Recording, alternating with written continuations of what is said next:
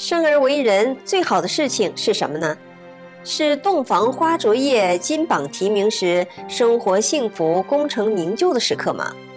可这些都会因为时间的流逝而褪去，甚至变换了颜色。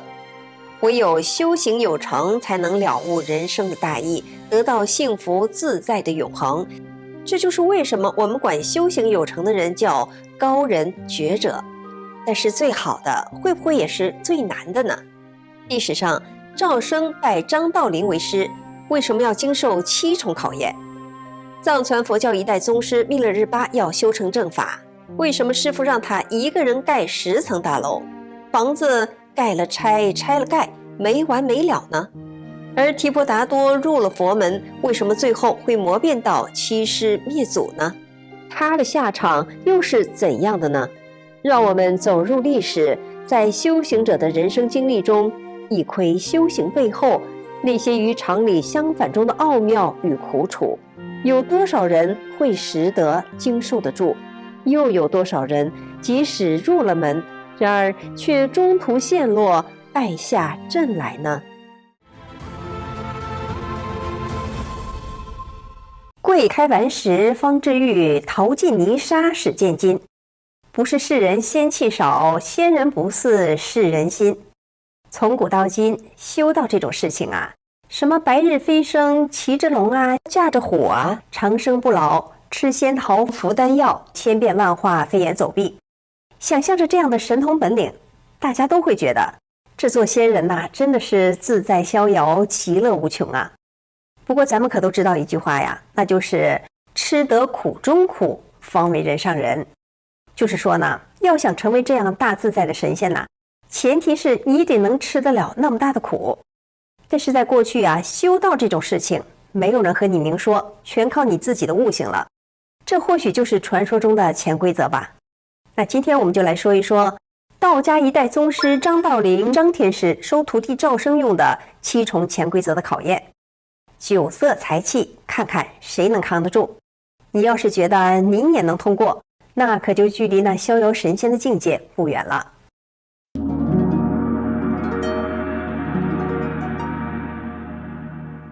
话说张天师法力广大，慕名而来的徒弟聚集在门下有几百人，可是只有王常一个人得到了张天师的真传，其他的弟子们就愤愤不平了，在私下里是议论纷纷呐。他们觉得张天师偏心眼儿，舍不得把他的法传给大家。他们哪里知道啊，修炼这种事情啊，是师傅找徒弟，不是徒弟找师傅。师傅要看这徒弟的德行适不适合修炼，有德行的才会传给他真的道法。有一天，张天师对大家说：“你们呐，俗气未除，怎么能做到超凡脱俗呢？不过啊，你们跟着我也会有收获的，我会教给你们长寿之法，这比一般人还是要强不少的。你们也不用愤愤不平，也不用说我偏心。等到明年正月初7、5时，有一个人从东方来，他个子不高，方脸，穿着貂裘锦袄，他就是真正的道中之人，不比王常差。你们好好看看他的与众不同吧。”弟子们听了张天师的这番话，也是半信半疑的，这心中可就较着劲儿了。转眼就到了来年的正月初7，办正午的时候，张天师把王常叫到身边，对王常说：“你师弟到了。”然后附耳轻声对王常说：“你吩咐其他人要这样做。”王常走出了山门，果真看到有一个人远远地走过来了，衣着相貌和张天师说的是一模一样。王常私下对其他的弟子说：“我们师父想把法传给这个人，等他来到山门，你们切记呀，一定不要给师父报信了。如果他坚持在这里等，不肯离开，你们还可以辱骂他。总之啊，不让他进门就是了。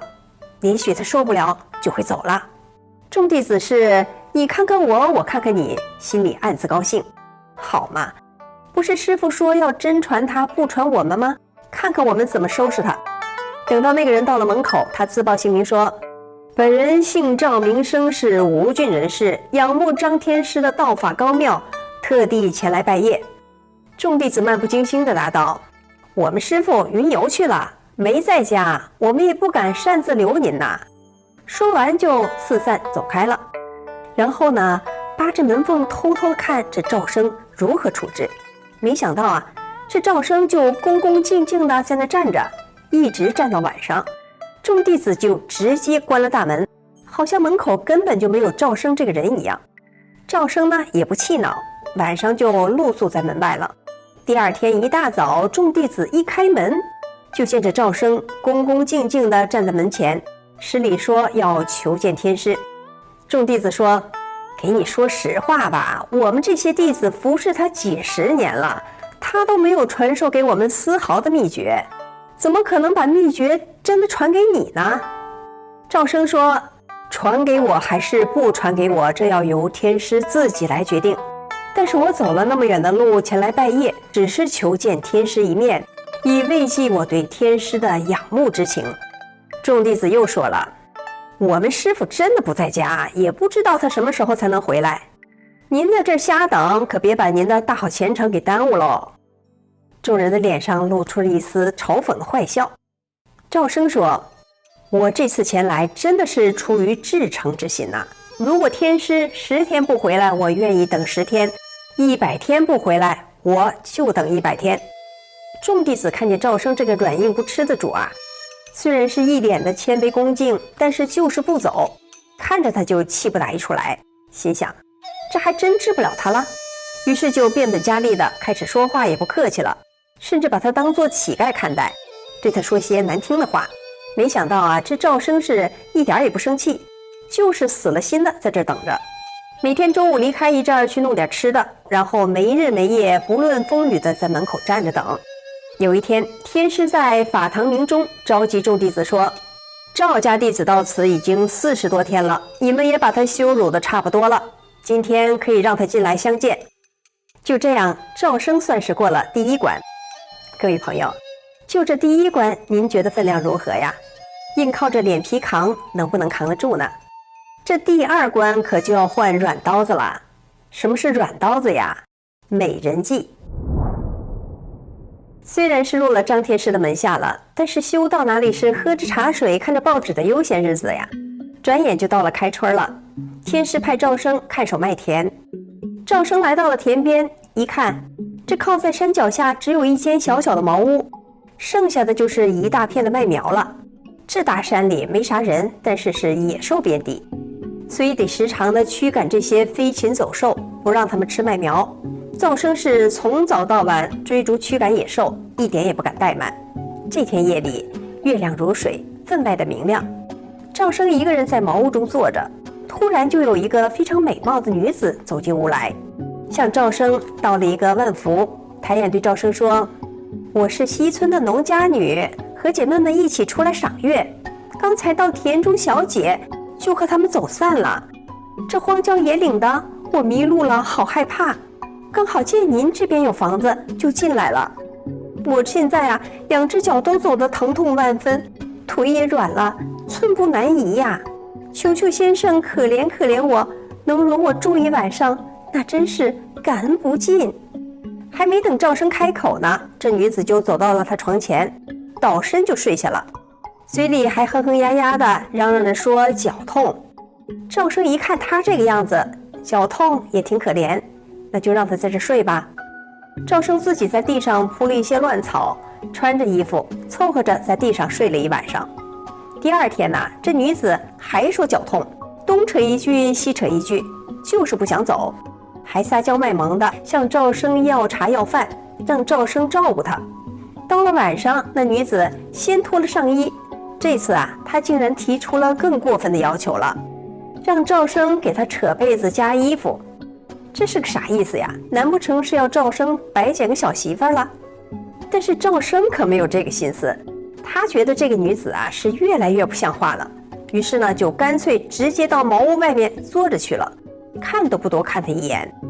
就这样啊，那个女子还是赖着不肯走。到了第4天，那女子突然就不见了。不过呢，墙上却多了4句诗：美色人皆好，如君铁石心。少年不作乐，辜负好光阴。字体柔媚，墨迹如新。赵生看了之后，心中明白了，这呀又是一个考验的大关呐。他哈哈大笑说：“少年作乐，能有几时？百年匆匆，那才是辜负了好光阴呐！顺手脱下鞋，用鞋底把自己给抹干净了。看来呀，这美色是动不了赵生的，那就看看钱财能不能动了赵生的心。有人嘀咕了，180块的谁放在眼里呢？可那要是一窖的金子呢？一转眼的功夫，秋天了。张天师让赵生去后山砍柴。赵生看见一棵枯死的老松树，心中暗喜，这下捡了一个大的，把这棵树砍倒带回去，一个秋天生火做饭就都够用了。几斧子砍下去，只听呼啦一声，这枯树是连根拔起来了。赵生暗自欣喜，竟然这么容易就撂倒了这棵树，不禁美滋滋地绕着这树转了一圈。没想到啊，这个树根底下竟然露出了黄灿灿的金子。赵生走上前，用手扒开上面的土，这金子是越来越多，看起来啊，是整个地窖里面都是金子。这个时候，赵生听到空中有人说：“这是上天赐给赵生的。”赵生心中一震，心神有点恍惚。这个时候，一只乌鸦飞过，嘎嘎叫了2声。赵生猛然惊醒。赵生想：我如今是一个出家之人，我要这黄金作何用啊？况且我也无功，怎么可以贪天之赐呢？于是就赶紧用土把这窖金子埋起来了，扛着砍好的柴就往山下走了。这个时候一阵困意袭来，赵生坐在路边休息，就打了一个盹儿。突然一阵阴风袭来，赵生猛地惊醒，只见嗷嗷两声，山坳里跳出了3只大老虎。一只老虎扑向赵生，一口就咬住了赵生后脖领子的衣服。赵生毫无畏惧之色，对老虎说：“我赵生生平不做昧良心的事，如今我弃家入道，不远千里寻找名师，想求长生不死之道。如果我前世欠你的债，今生你来吃我，我不敢畏惧躲避；如果不是这样，你们就赶紧离开这里，不要再次骚扰我。”而那只老虎听了，非常温顺地低头跑掉了。赵生说：“这一定是山神来考验我的，生死有命，我有什么好害怕的？”担着柴就回去了。冬天的时候，张天师吩咐赵生到集市上去买10匹绢。赵生付了钱，拿绢出门，老板却追出来说赵生是偷绢的贼。赵生只是牢记这绢是师傅要的，也没有跟卖绢的人争辩，就把自己身上的貂裘大衣锦袄都给了卖绢人，最终完成了师傅交给的任务，把绢送到了张天师的面前。张天师掐指一算，早知道事情的原委，感慨地说：“不吝惜自己的财物，不谈论别人的过失，真的是很难做到啊。”还有一次，赵生照顾一个满身脓疮、臭不可闻的乞丐，他把自己的饭食和衣服都分给了乞丐，还伺候乞丐洗澡解手。渐渐的，那个乞丐的伤好起来了。可是有一天呢，这个乞丐忽然就一句感激的话都没有，不辞而别了。赵生也没有怨恨这个乞丐。修炼人最难过的一关，恐怕就是绝对的相信师父，放下生死。这个可不是嘴上说说的，而是遇到事情的时候才能见分晓。初夏时节，天师召集众弟子一同登天柱峰的绝顶。师徒众人看见陡峭的石壁上生出了一棵桃树，上面的桃子是红颜欲滴，就像是一个人伸出了胳膊在挑逗嘴馋的人来取食，但是下面却是万丈的深渊。天师对弟子们说：“如果有谁能摘到桃子，我就告诉他修道的秘诀。”每一个人都跃跃欲试地去摘桃，但是走到悬崖边一看，两腿站得都不敢动了。这时候赵生说：“师父命我摘桃，这桃一定有可摘的道理。”于是赵生看准了桃树的位置，纵身一跃而下，正好跨在了桃树上。赵生摘了桃子就向上抛去，天师亲自接桃。天师又问话了：“你们谁能把赵生拉上来？”众弟子还是没有人敢上前。这个时候张天师施展法术，手臂瞬间就长了2-3丈，直伸到赵生的身边，把赵生接了回来。张天师笑着对众人说：“赵生心正，所以能落在树上，我也想下去，如果心正，应该可以摘到大桃。”众弟子都来劝说：“师父万万不可呀！赵生上不来，您还能接引他。万一您有什么不测，我们也救不了您呐。”只有王常、赵生一言不发。天师不听众人的劝阻，一纵身跳下了悬崖。众弟子赶忙伸张脖子去看，可桃树上没有张天师，而下面却是深不见底的悬崖。众人觉得张天师是死定了，有的不禁抹起眼泪来了。赵生对王常说：“师父跳下山崖，生死未卜，不如一同下去看看，看看师父落到哪儿了。”于是赵生、王常二人奋身跳下，没想到身体轻飘飘地飞在了云雾之中，而张道陵就站在他们的面前，笑眯眯地对赵生和王常说：“就知道你们俩会跟随我。”说着，3个人飞身而去了。经过这7次的考验，赵生俗气尽除，终于入道得法。这正应了那首诗：“世人开口说神仙，眼见何人上9天。不是仙家尽虚妄，从来难得道心间。”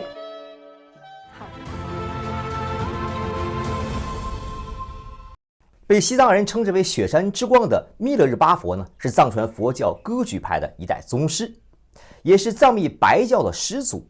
在自己的晚年呢，应弟子之邀呢，讲述了自己的修炼故事，可谓是惊天地泣鬼神。本文的内容呢，来自尊者自述的传记。让人意想不到的是啊，弥勒日巴佛修炼佛法之前呢，竟然是一个用咒术杀人、被当地村民恨之入骨的大恶人，这到底是怎么一回事呢？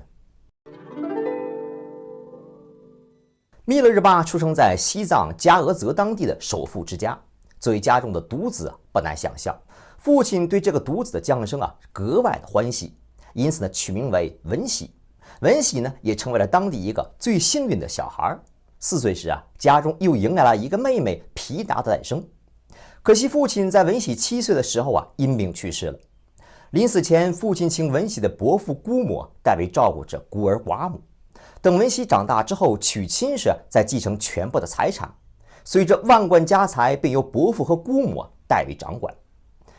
可没想到这伯父和姑母见财起意，霸占了全部财产，将文喜父亲的嘱托是抛之脑后。不仅没有善待母子3人，还狠心的让他们没日没夜的为自己劳作。自从父亲死后，母子3人一天好日子也没过上，常常过着是食不果腹的日子。眼看着文喜15岁长大成人了，本想着能借机拿回遗产，这一家3口的苦日子呢也就算熬出头了。可是到嘴的肥肉哪有吐出去的道理呀？伯父姑母不但没有归还财产，还对这母子3人是极尽的羞辱啊！文喜的母亲发誓报仇，可是说起来容易，这孤儿寡母的如何能报得了这大仇呢？打听来打听去，听说有人可以教授巫术，可以呼风唤雨，也可以杀人于无形。干脆一咬牙，母亲把自己陪嫁的土地给卖了，凑钱送文喜去学习咒术和降袍之法，来报复这负心的伯父和姑母。没多久，文喜便练得了厉害的法术。这一天呢，伯父的儿子要举行婚礼，看见伯父一家和前来赴宴的30多个亲友围坐在一起，文喜是掐诀念咒，口中是念念有词。不一会儿的功夫所有的宾客是一个个的死于非命了，独独留下了伯父姑母2个人，为的就是让他们饱尝白发人送黑发人之苦。这件事在当地呢也引起了很大的震动。当得知是文喜在暗中施法，这一众村民个个是群情激愤，一心想找着文喜算账。文喜在此是掐诀念咒，天空之中是乌云密布，顷刻间降下了冰雹。这一场冰雹将整个村庄的收成砸了个稀巴烂。村民虽然是恨的是咬牙切齿，但是也惹不起文喜就这样，自己是大仇得报，完成了母亲的期待。眼见着自己的仇家痛不欲生，在获得了短暂的快乐之后随即而来的却是自己内心无尽的后悔与担忧。自知因果报应不爽，文喜更是坐立不安，寝食难安，越想越后悔，不知是该如何是好。与此同时，一个想要修炼正法的念头却一天比一天无比的强烈起来。好在因缘际会之下，文喜得到了一位尊者的指点，去扎荣拜印度大行者那诺巴的亲传弟子新派密宗行者马尔巴大义师为师。尊者告诉文喜，这马尔巴大师有祭神成佛的大法。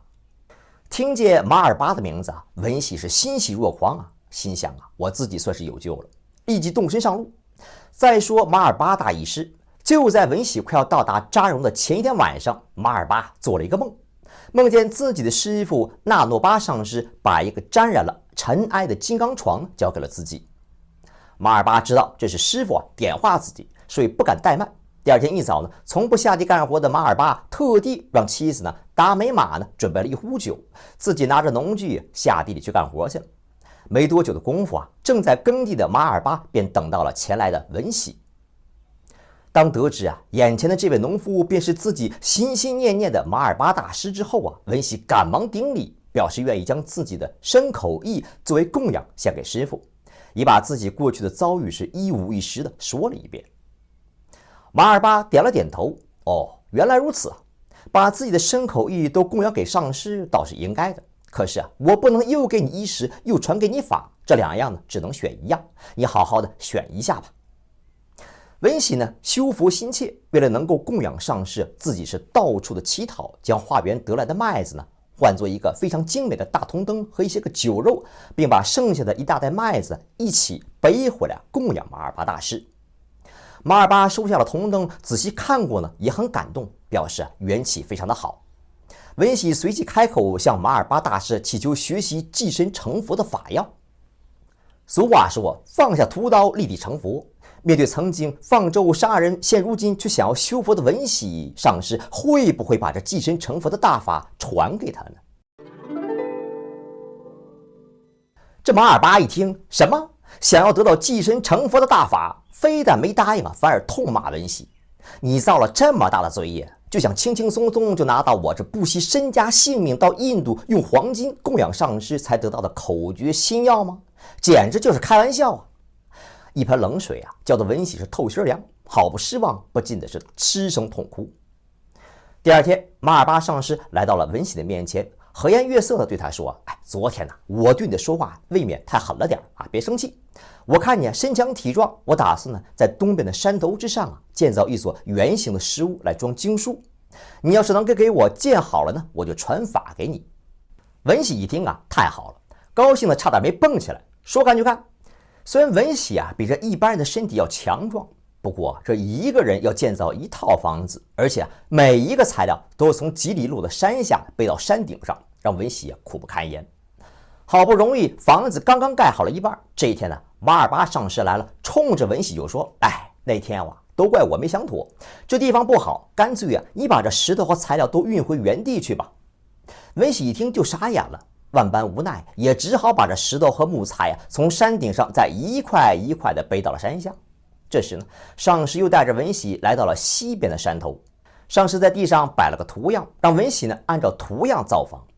可是文喜没想到，刚刚盖好了一半，上师又跑过来了，说这次这个房子盖的还是不对，你把它拆掉，再把这些材料送回原地去办事不由动累死也无功。这文喜只好把刚刚盖到一半的房子又给拆了。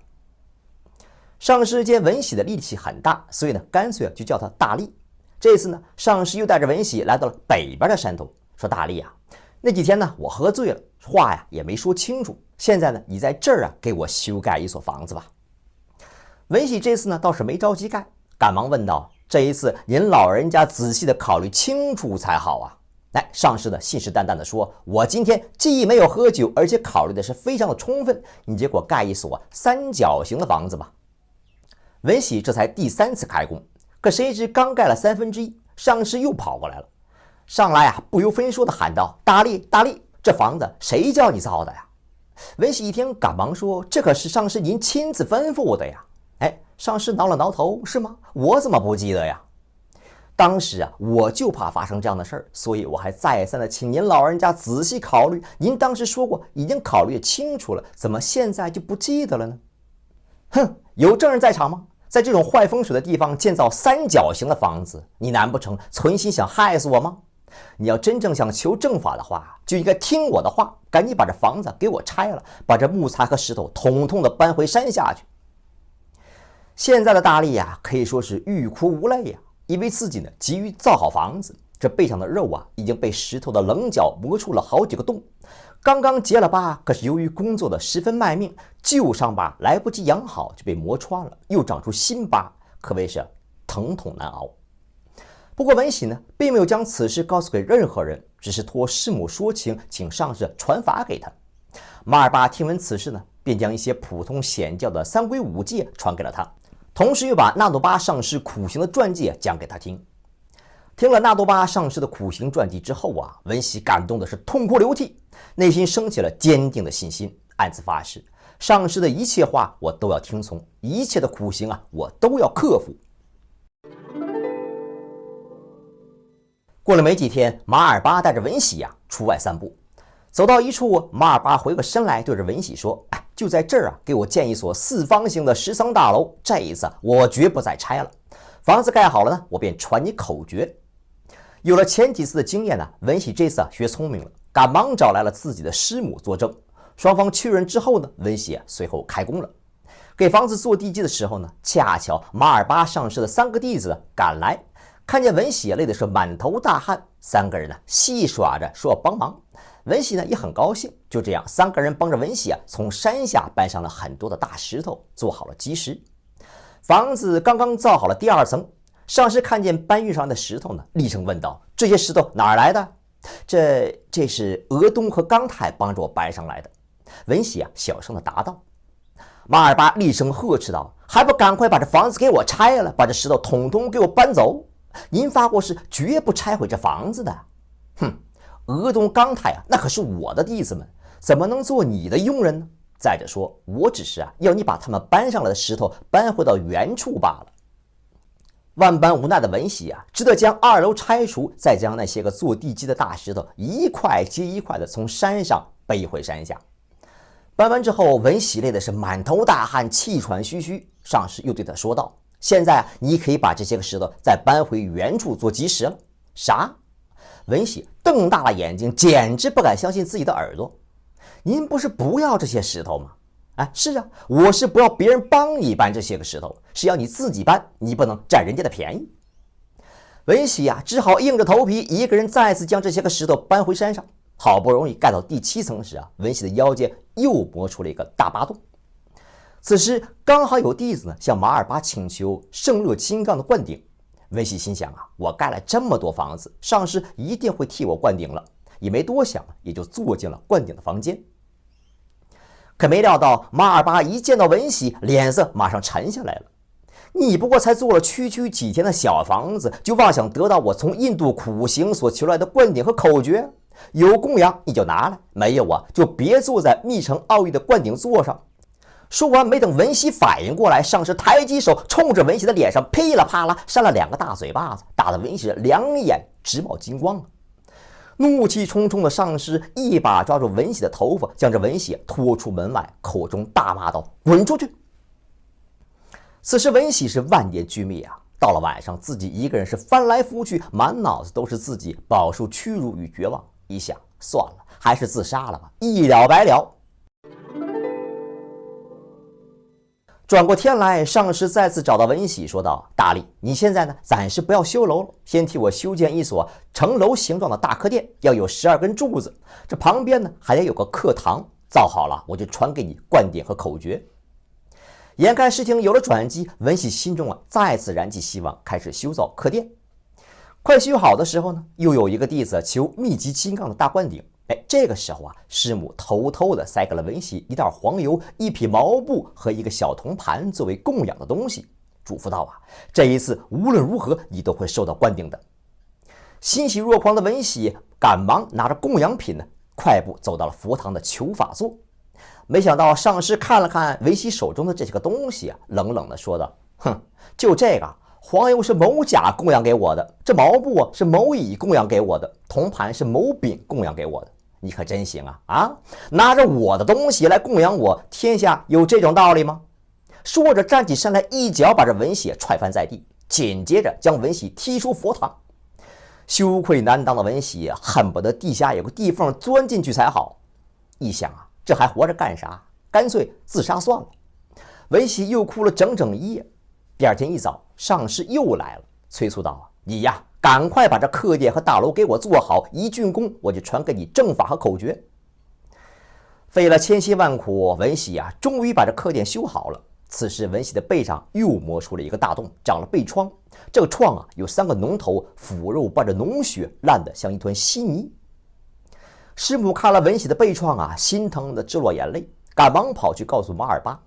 上师把文喜叫到身边，看了看这背疮，说：“至尊纳诺巴12大苦行，12小苦行，比你这个严重的不知多少倍呀！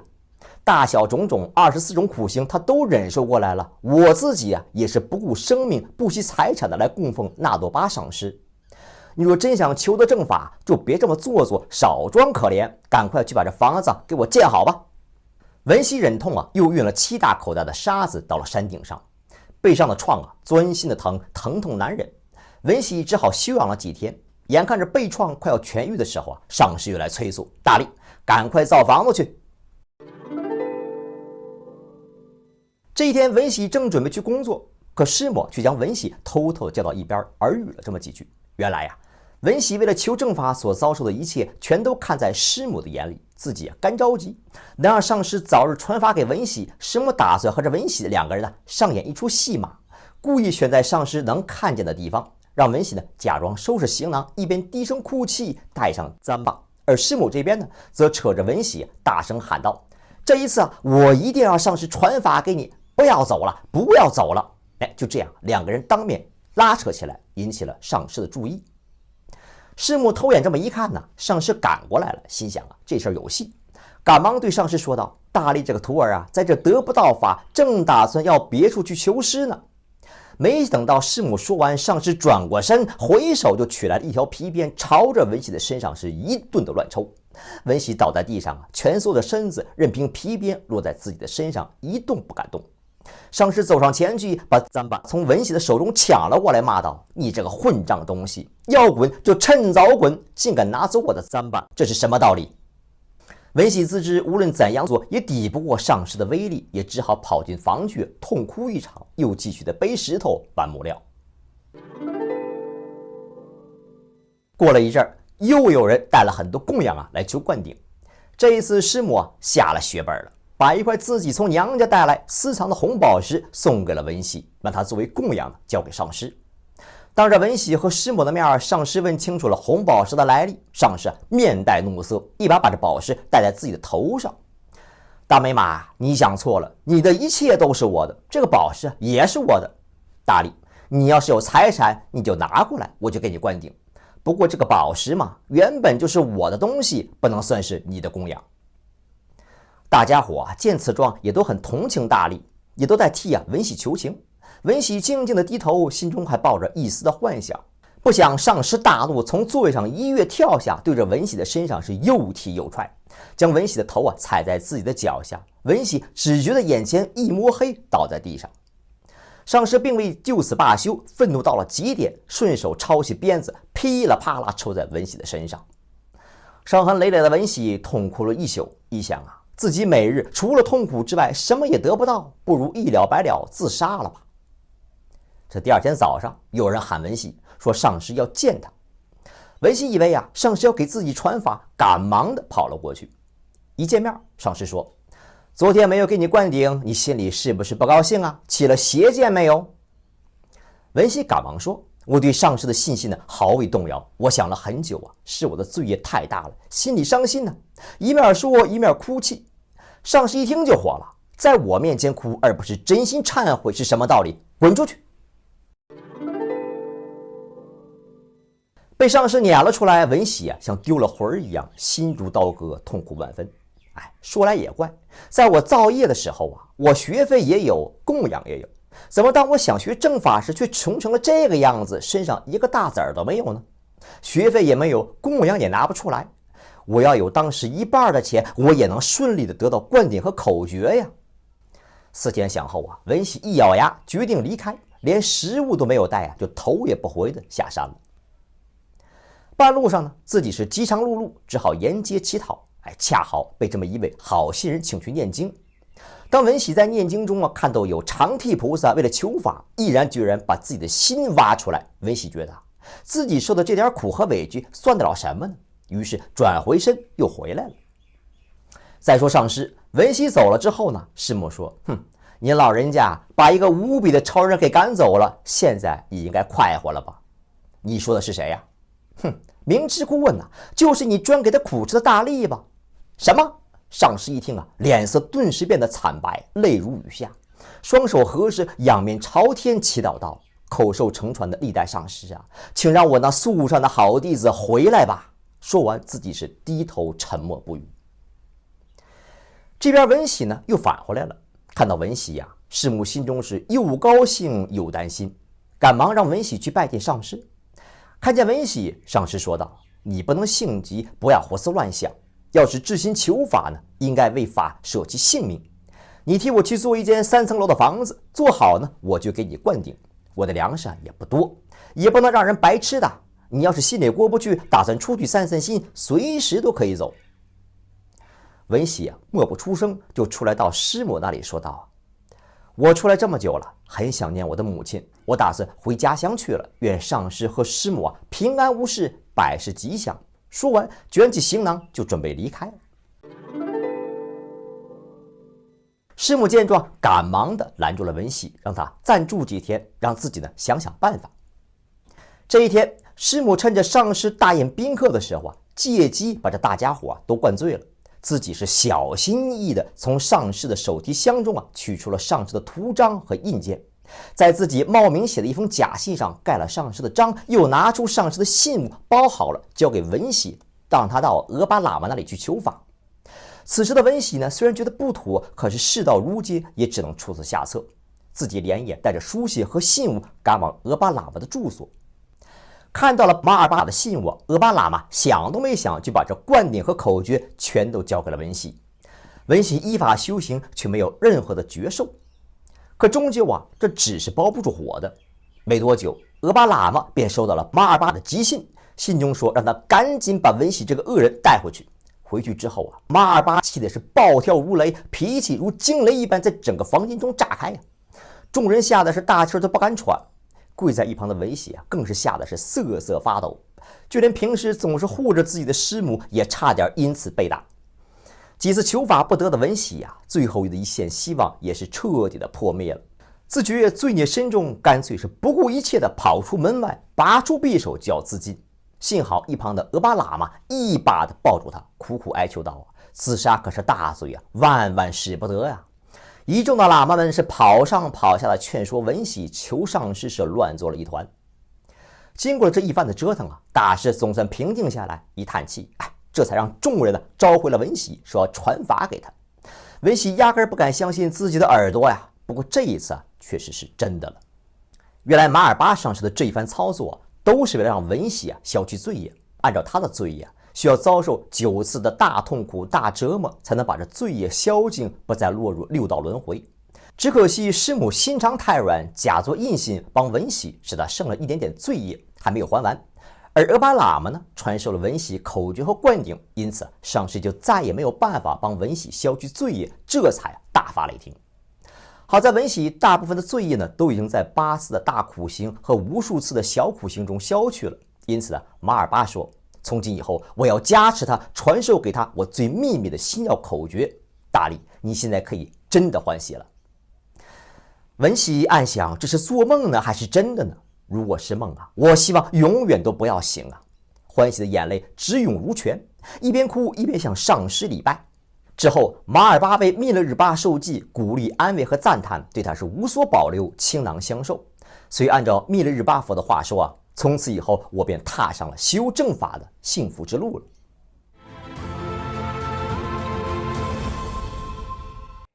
在释迦牟尼49年的传法当中，遇到了许多的磨难，而其中一个呢，竟然来自他的弟子。这个人呢，几次3番的策划谋害释迦佛，想取代佛陀统领僧团，并且用邪说一度使僧团分裂。他是谁呢？他就是佛陀的堂弟提婆达多。提婆达多为什么敢与释迦牟尼佛争锋呢？提婆达多是释迦牟尼的堂弟，释迦牟尼的父亲净饭王有3位王弟，每位各生了2个儿子。提婆达多是阿难的亲哥哥，他呀身材高大，相貌堂堂。小的时候，王子们学习各种才艺，他就常常跟释迦太子竞争。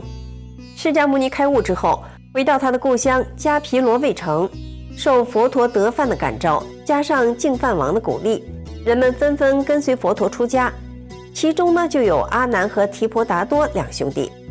在开始的12年里，提婆达多认真修行。出要记中记载，他是12年中坐禅入定，心不移意，诵佛经6万。唐代高僧玄奘写的《大唐西域记》中还记有大实士提婆达多于此入定呢。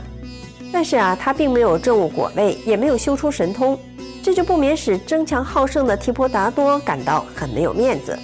据《法句经》记载，在一个叫焦赏弥的地方，僧团获得了很大的利养和恭敬。人们拿着供养的物品走到僧团居住的地方，就问：世尊在哪儿？舍利弗长老在哪儿？目犍连长老在哪儿？大迦叶长老在哪儿？但是呢，却没有人问提婆达多长老在哪儿。这就让提婆达多非常的妒忌，他请求释迦佛教他神通。他认为佛和大弟子们之所以得到恭敬和利养，是他们具有神通的缘故。但是佛陀拒绝了这个请求，劝他要好好的修空，除去对自我和名利情的执着，强调这才是觉悟的根本。可是提婆达多不甘心，他又向舍利弗、目犍连等大罗汉请求，没想到呢，他们的回答都与世尊差不多少。这提婆达多还不死心，又找到了弟弟阿难。阿难呢被称为多闻第一，他服侍在释迦牟尼身边，记忆力又是超强，凡是听到世尊的讲法就能记住。他的个性很温和，对兄长求教的动机呢没有深刻的认识，他就一五一十地把听到的神通修习法交给了他。提婆达多如获至宝，到山林旷野里努力的修习，竟然也修出了神通。不久呢，他独自去摩揭陀国，在阿舍氏太子面前展现了许多的神通变化，让太子推崇万分，甚至夸赞他为比佛大师，奇德殊胜。这不仅就使提婆达多飘飘然起来。佛陀曾经为太子，但是对所有的弟子是一视同仁。他曾经说，出家弟子不分种姓出身，一律平等。然而一些释家族的弟子仍然是自觉优越，甚至认为当佛入灭之后，也应当由来自释家族的僧人统领僧团。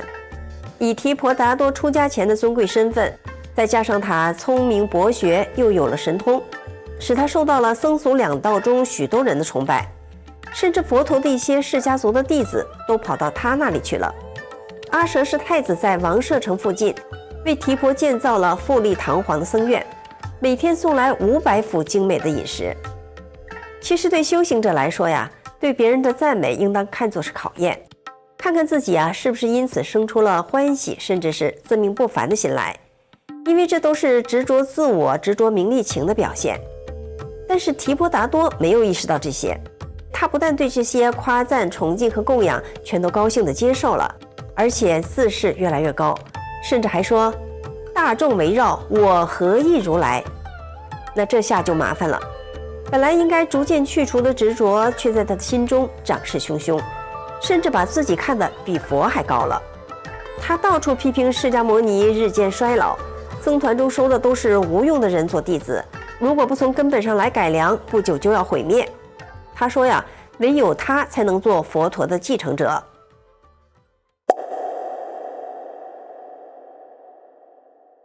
对这种鼓噪释迦佛不愿意理睬。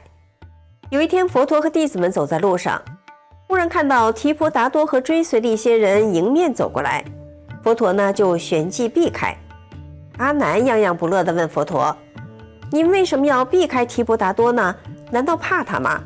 佛陀说：我不是怕他，不过何必同愚人见面辩论呢？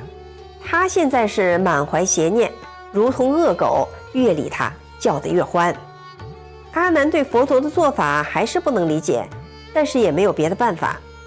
其实对待这种自以为是、自信生魔的人，最好的办法就是不去理他，让他觉得呀，没人关注，自己没有什么了不起的，那心中自命不凡的火苗才会渐渐的熄灭。而那些无知的称赞、关注和吹捧，正是使这种人妄自尊大，从而磨变的导火索和助燃剂呀。因为提婆达多的念头不正，不久呢，他的神通就消失了。不过呢，这并没有使他清醒起来。他找到释迦牟尼，要求佛陀把僧团交给他领导。那么佛陀是怎么做的呢？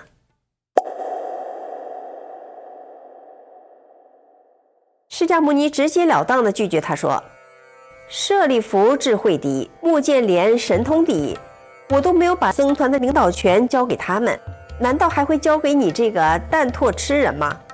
蛋唾吃人的字面意思就是吃唾液的蠢家伙。据说呀，提婆达多曾经用神通把自己变化成小孩的模样，与阿舍氏太子嬉戏。当时阿舍氏曾经吐唾液到提婆口中，而他也不以为意。释迦牟尼这话呀说得很重。其实在许多次前世的轮回当中，提婆达多都曾经对世尊有过无数次的嫉妒与伤害。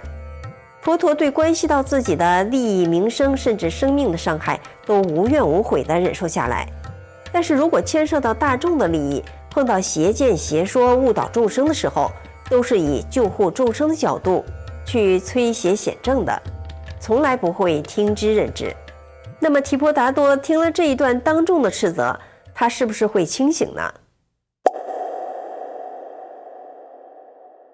提婆达多并没有清醒，反而恼羞成怒，开始发动他的叛佛行动，甚至说：我当取如来害之。他知道阿舍氏太子虽然相信自己，但是摩揭陀国的国王频婆娑罗王依然信奉尊崇佛陀。国王得知阿舍氏早晚问讯提婆，并供奉500腐食，自己也早晚问讯佛陀，并供700腐食。提婆达多觉得想要打倒佛陀，一定要先打倒频婆娑罗王，因此呢，他就煽动阿舍氏太子，说他们应该开创一个新的世界，要将摩揭陀国建立成一个理想的国家，要有新王和新佛。他就教唆太子篡位，要把他的父母都囚禁致死。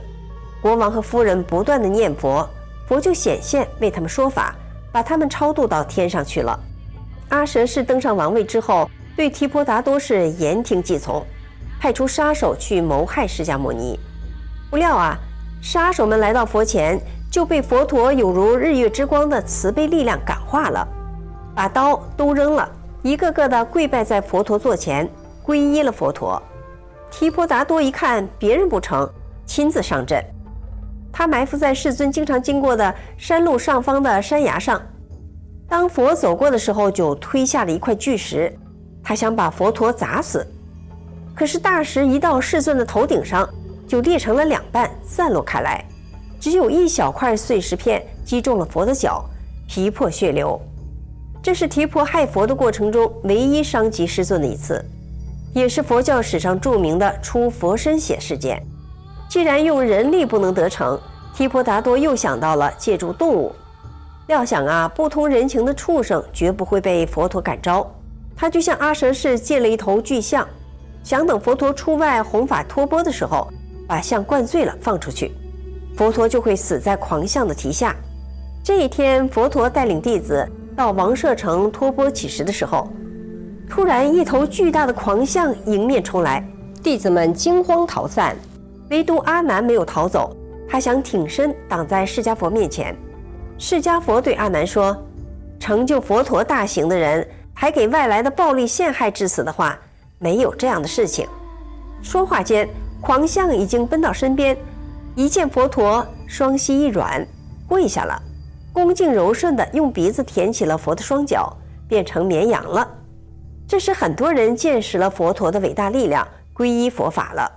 提婆达多又没有得逞。提婆达多多次害佛都没有成功，并且大失人心，受到公众舆论的强烈谴责。提婆大为懊恼。一天，他来到佛说法的讲堂，没有先把泥脚洗干净，就大辣辣地往里面闯，污损了坐具。已经证得阿罗汉果的莲花色责问他为什么不按照佛陀的戒律先洗脚再进来。提婆达多顿时大发雷霆，一拳打死了莲花色。失手杀害了莲花色之后，提婆达多也很恐惧，怕自己受到因果报应会下地狱。他退在一边坐下，满脸的忧虑。这个时候一个叫富兰纳迦叶的外道看见了，凑上来说：“哪里有什么后世报应的呀？你自立为王，我第一个支持你。”这一下，提婆达多的心中就升起了无法无天，能令一切善根断绝的邪见来了。那么他又会做出什么事来呢？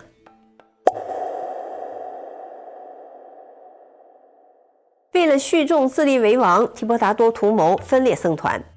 孟子提出苦行无法，标榜自己持戒更精严，修行更刻苦，想强制大家遵守，以此祸乱僧众与信徒。有一天，他趁佛陀与大众都在讲堂，就带着几个追随者进来，大声地说：“佛陀，我最近在禅定中悟到，做沙门的人，第一应该只穿粪扫衣，第二不可吃乳酪和盐，第三不可吃鱼肉，第四要齐食化缘，不应给人家请去供养，第五要在露天禅坐修行，不应住在房舍中。如能奉守我所说的五法，就能少欲知足，更快地获证涅槃。我想依此五法来让大家遵守，您的意思如何呢？”提婆达多洋洋得意地说完，又被佛陀拒绝了。据根本说一切有部毗奈耶破僧事和其他一些释教经书的记载，释迦牟尼和他的弟子们是吃肉的，而这些苦行都是释迦佛经历过了的。印度之前有一个古老的教派极重苦行，释迦牟尼修炼之初也是先修了苦行，但是发现收效甚微，而他开悟后所传的戒定慧中的守戒和禅定，虽然辛苦，但为的是修去执着，返本归真的目标。着重于苦行本身反而是一个偏执，而且这种不按佛法修炼，另搞一套的做法，可不是一个小事。释迦牟尼曾经讲，如来佛如恒河的沙数，虽然有多少如来就有多少种佛法，但都是上下贯通，可以把人渡到佛的世界。而一个常人无论的多么绞尽脑汁想出的东西，都离佛法108000里不止，更别说有本事把人渡到佛的世界了。但是对那些对佛法理解有限还很懵懂的新人，会起到很大的干扰作用。所以释迦牟尼说：“但欲依此法，坏佛法也；若受持此法，则于道有难。因此谆谆告诫诸弟子，此便是地狱人。”然而这些冠冕堂皇的东西还是迷惑了一些新来的僧人，甚至有人认为世尊是因为妒忌提婆才持反对态度的。于是呢，僧团就一分为二，一些人被提婆的苦行口号所吸引，加入到他的阵营中。在这些人的前呼后拥之下，提婆达多去了伽耶山，使一向和乐无争的佛教教团因此分裂。在世尊的僧团之外，出现了另一个僧团，佛教中称之为破和合僧。但是释迦牟尼佛慈悲这些刚出家的人，派出他的大弟子舍利弗和目犍连一路追寻过去，进行劝善，成功的使他们中的一些人认清了提婆达多是在乱法，重新回到了正法修炼之中，在释迦佛面前忏悔。那么提婆达多还有什么办法吗？提婆达多维持不了他的僧团，江河日下，走投无路，但是仍然恶性不改。有人劝他向世尊忏悔，他竟然灵机一动，在自己的10只手指甲内暗藏剧毒，企图攻击世尊。然而就在他伸出食指向佛陀扑过去的时候，地下突然出现了一个火光熊熊的大坑，把他吞噬了。虽然他听信外道邪说，已经不相信善恶报应，此时却堕入了地狱，受着报应。据《出药经》记载，他在地狱中长劫受苦，被火焰炙烤，肢骸片片零落，被铁棒打碎头颅，被大象践踏，碎如米粉。也有佛经中说，所幸提婆达多在掉入地狱之前心生悔意，口中念出南无，另外2个字佛陀还没念出就直坠地狱。但是因为佛性终于显露，释迦佛给了他罪业赎清之后再次修炼的机缘。足见佛陀的慈悲和善念的重要。不过呢，在唐朝玄奘法师到印度求法的时候，曾经有提婆达多的教派依然存在的记载。这样算来呢，提婆当年的无法苦行可能还流传了上千年之久，也足见人世之谜呀。特别是我们现在的时代，已经到了释迦牟尼所曾经说过的末法时期，不信神佛不信因果的邪说邪见已经更大范围的登堂入室。释迦佛对末法时期的期盼是转轮圣王的救度，然而前人的教训无论在什么时代，对有心之人都是有启迪和警示作用的呀。观众朋友，您觉得呢？今天的分享就到这里了，感谢您的观看，我是雪莉，我们下次节目再见。